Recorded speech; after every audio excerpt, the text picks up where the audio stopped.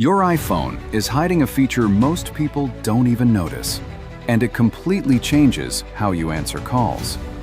Sometimes you get two buttons, accept or decline. Other times, it forces you to slide just to answer. That's not random, it's intentional. When your iPhone is unlocked, Apple gives you buttons because you're already using the screen. It's fast, easy, one tap. But the second your phone is locked, everything changes. Now you get the slide to answer. Why? Because buttons are too easy.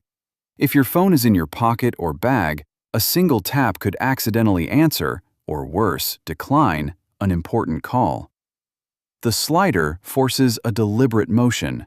It's much harder to trigger by mistake. And this wasn't always how it worked. Early iPhones only had buttons. But people kept accidentally answering and hanging up calls just by grabbing their phone. So in iOS 6, Apple fixed it by borrowing an idea they already trusted.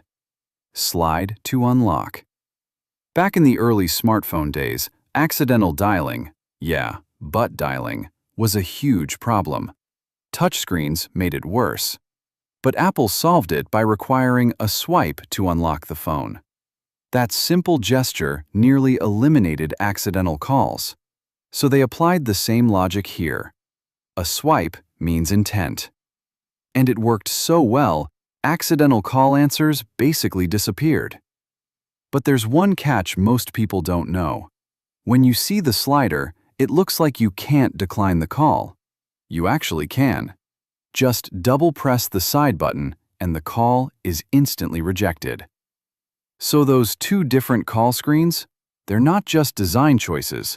They're Apple quietly preventing mistakes you didn't even realize you were making.